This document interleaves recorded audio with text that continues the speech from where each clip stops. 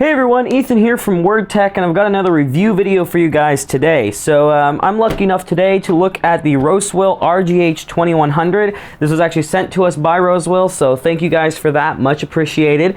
This is a budget gaming headset from Rosewill here that is designed to overall give you a good gaming headset for a good price, and it retails technically for, I believe the MSRP is $29.99. You can find it anywhere between about $20 and $30 though, depending on where you look. I've seen it drop as low as $19.99, so it just depends on where you're buying it from and when you're buying it in specific. But at time of filming, the lowest price I could find it was $19.99. So to jump right into it, we'll first talk about the design of this. So the overall design is actually, I like the aesthetic pretty well. They did a good job by making it mostly matte coated stuff, so there's not a lot of gloss on here, which I appreciate. Not that we touch our headsets that much, but it's still nice to not have them get all messy and covered in fingerprints and stuff. There's a little glossy part here on the side of the ear cup, but it's pretty small and it doesn't really seem to attract fingerprints that bad. It's got like a little bit of a matte coating or something underneath it that kind of helps keep that from happening. So that's nice overall. I think though aesthetically they are pretty good. They don't look super cheap. They kind of feel cheap, to be honest with you, but they don't look cheap. And so anybody that's looking at these isn't gonna think that you're buying a cheap product. They look pretty great.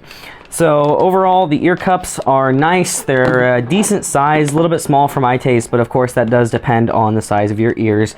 And they have quite a bit of padding. Actually, for the price range, I'm fairly impressed with how comfortable they are.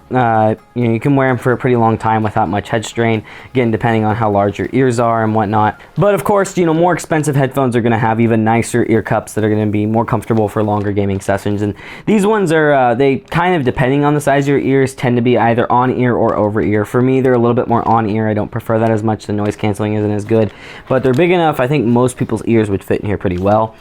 And then they've got this really nice, pretty soft actually headband here. It's fake leather. It's somewhat like a rubber material, but it's got quite a bit of padding. I never was able to feel the actual headset on my head. Of course, your mileage may vary, but I wasn't able to feel the plastic or anything inside there. It just was the soft padding that I was able to feel, and it's got pretty decent stitching. Looks like it would probably hold up for a while. I do feel like durability wise, these are probably going to hold up a pretty long time as long as you're semi-careful with them, but even if you throw them in a bag once or twice, I don't think it's going to cause any damage.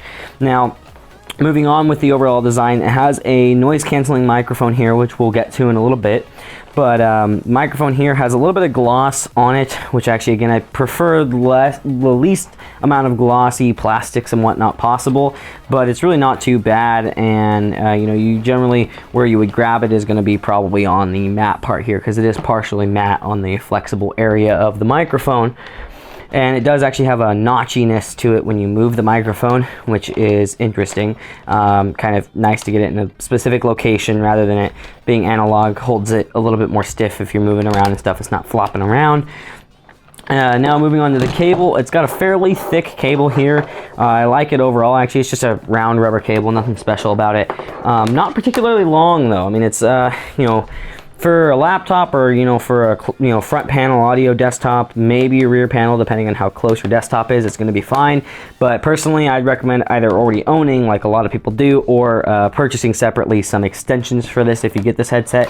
If you're gaming on something that doesn't have like a keyboard audio pass through like my keyboard does, or again, you don't have your desktop super close to you, or if it's a laptop, you don't have anything to worry about. So it's not super short, but it's a little bit short. Can't expect much though. I have to judge this by being a $20 to $30 headset. Now on the cable, you actually have an inline volume control and mute, mic mute. Now what's nice about this actually is, it's a cheap headset and has inline controls, which is always nice to see. I'm not the biggest fan of them, but I know a lot of people really like them. So if you're the kind of person that wants to be able to quickly mute your mic with, just this little dongle here, it's got that for you. It's nice. There's no shirt clip on it, so do keep that in mind. But it is a, pretty good looking unit. It's nice and small and compact. It doesn't weigh a lot. Actually, it probably weighs less than the rubber of the cable. It's very lightweight. And the volume dial actually is pretty nice. There's a lot of volume adjustment here. I actually had it turned all the way down when I first was testing it out, and turned my audio almost all the way up, and it was still quiet. And then I realized, oh yeah, I had the volume turned all the way down. I thought I had it mid-range, but I didn't. And so I started cranking it up, and these can get pretty loud, and the volume, there's a huge difference there. We're talking, you know, I was pushing about 90% out of the computer and when this was all the way down, and you know, it was super quiet. And then with this all the way up, I was pushing 20% out of the computer, and it was almost loud enough to hurt my ears. So there's a lot of adjustment on this dial here. So in reality, you probably shouldn't have to touch the adjustment on your computer very much at all. All right, so now to move on to the build quality section of this review. Now again, it is a $20 to $30 headset, so I'm not going to judge it, you know, in comparison to some very expensive headsets that I've used in the past.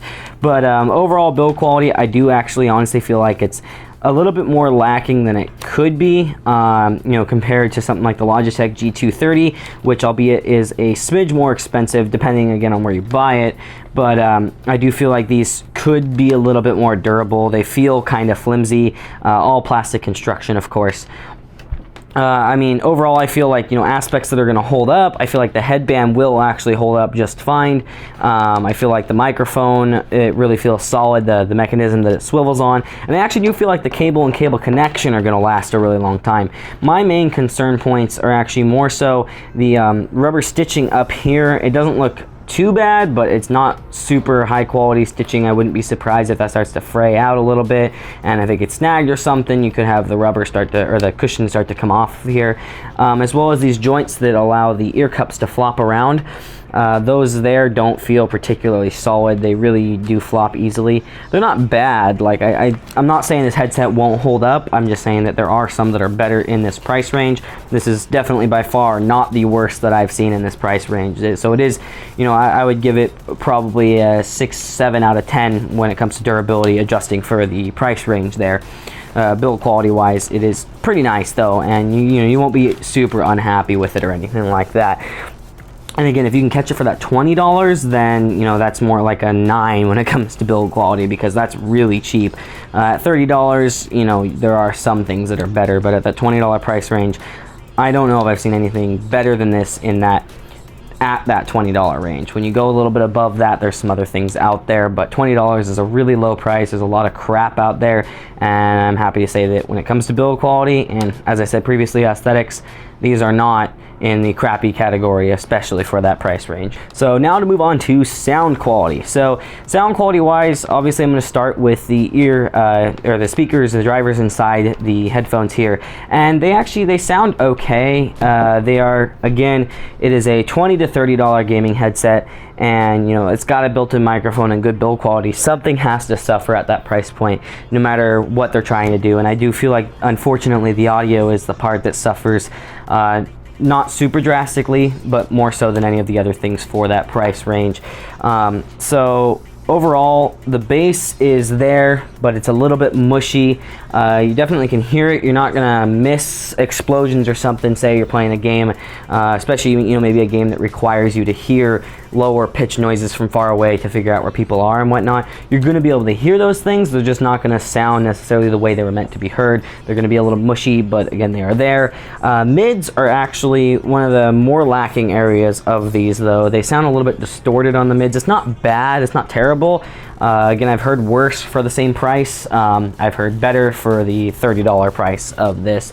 For the $20 price, there's not much better than this that also has, you know, the built-in microphone and inline controls and all that kind of stuff. You could get, you know, a regular pair of headphones for $20 that's going to sound better than this, but they're not going to be as comfortable. They're not going to have a microphone. They're not going to have, you know, inline controls and all that kind of stuff. So, you know, you got to sacrifice something for the features of it being a gaming headset. But overall, yeah, the mids do lack a little bit. The highs, though, the treble, actually, I was pleasantly surprised with. It's actually all there. Listening to music and everything, I didn't really feel like I was missing out much. And I'm comparing these to much more expensive headphones. You know, I'm comparing these to, because I currently don't own anything in this price range, so I'm comparing these to the HyperX Clouds that I have, which range around $70, and also to my Beyerdynamic DT770 Pros that I had less than a month ago. And you know, those are, you know, really expensive, and so it's not a fair comparison at all, and I totally understand that. But in comparison to those, I feel like the HyperXs aren't really that much better when it comes to the treble. They definitely have better mids and lows, but when it comes to the treble, these really do pick that up well. So they're generally good for most stuff that you're going to hear in like games and stuff. So overall, sound quality, like I said, a little bit lower than I'd like. It's not terrible, but it's not the best I've heard. But you're getting a lot of other good features on here, and so it's definitely satisfactory for the price range. Just don't expect much. I wouldn't recommend doing editing or something like that on these, but it definitely fits the bill for the price. But to move on to the microphone sound quality, which is a completely different thing, as we all know. Now, a big trend in gaming headsets is terrible sounding microphones. And when I say terrible, I don't necessarily just mean the actual quality of the audio itself, but I mean the level of background noise it picks up. I mean the volume fluctuation that may happen. How close it has to be. Are there lots of pops and stuff like that? Is the pop filter any good? And I'm actually really pleasantly surprised with the microphone quality on these. For again, that price range. It's really important to keep that in mind when you're looking at a headset like this. And any other gaming headset that you're going to buy for that $20 to $30 price range, the microphone's probably going to be trash. I've had some friends that have bought cheap headphones, such as actually somebody bought the Logitech G230s, and the microphone volume fluctuates up and down so rapidly it's hard to hear them. And I thought it was a computer issue, but all other microphones work just fine on his computer. So kind of odd in that situation. Could be a defective unit, but of course with cheaper headphones you're looking at more likely to find a defective unit. Now these ones of course aren't, and I will be putting in a audio test here in just a moment, but overall it actually is pretty impressive. Now of course you don't get a lot of lows and you don't get a lot of highs. It's just your voice. It does sound kind of dull and muffled, a little bit more monotone, but it picks up everything. There's not a bunch of missing stuff. Volume doesn't fluctuate. It picks things up from a decent distance from your mouth. It doesn't have to be right in front of it. There's no noticeable really loud pops or anything like that, which is really nice to have on a microphone like this.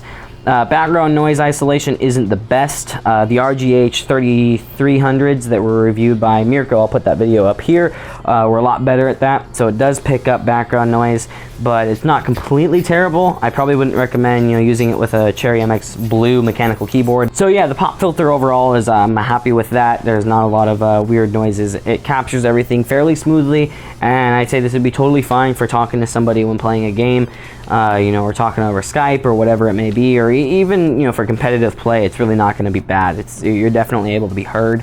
So anyway, here's that audio test. Here is an audio test of me talking at normal volume on the Rosewill RGH-2100. And now here's me talking at a quieter volume, just to, in case somebody's asleep or something like that. This is what you're going to be getting out of it. So now on to the conclusion. So overall, judging these in the price range that they're set at, which is again, as I've said many times, between $20 to $30. Overall, I would rate these out of 10. I would say probably a 7. Now, when we're looking at, again, it does also depend on what you actually find them for price range. That kind of a hard thing to judge because the price fluctuates so much, and $10 doesn't sound like much, but when you're considering that that is literally 30% of the cost of these at MSRP, that is really a pretty big price reduction if you can get them for that $10 off. And for people that are looking for headphones in this price range, obviously don't have a lot of money to spend, at least not at that time, and so going with extra $10 off could be really nice. And so if I were judging these as a $10 headset, or sorry, $20 headset, I would probably say more like an 8 to an 8.5 out of 10 versus that 7 that I gave it earlier. But at the $30, there are some things that for around that or just a smidge more are going to give you better audio quality and better durability. But when it comes down to this, in conclusion, aesthetically it is great. Actually, I'm very happy with the aesthetics of this. Very awesome there. Build quality wise, a little bit lacking, but it is not anything to be super concerned about. Just don't toss them around all the time. I feel like they would survive a few rage quits on games a few times, but you start doing that too much, they might start to have some problems and start to fall apart a little bit. Of course, it also depends on how bad you rage quit. And sound quality when it comes to the actual headphones themselves is pretty good for the price range. A little bit lacking on the mids, and the lows are a little mushy, but the treble is really good for these drivers here, which they're pretty small 40mm drivers, so you can't really expect a ton of bass out of them anyway. And so overall though, the quality of the microphone is one of the key points here. If you're looking for a gaming headset, it is the all-round package that matters a lot, not just how good they sound. And there are plenty of gaming headsets that have crappy, you know, audio or crappy microphones. One or the other is generally how it ends up being. You go spend 70 bucks and one or the other of those two things sounds like crap. And on here, they both fit the bill and they fit that price range really well. So I'm overall pretty impressed with them, and I would say go for this if you're looking for a really cheap headset, especially if you can find it for that $19.99 price. That is a absolutely amazing price. Anyway, thank you everybody for watching. Don't forget to like, subscribe, leave a comment. Let me know what you think of the videos. Let me know what you think of the headset, and if you end up buying one. Thank you for watching.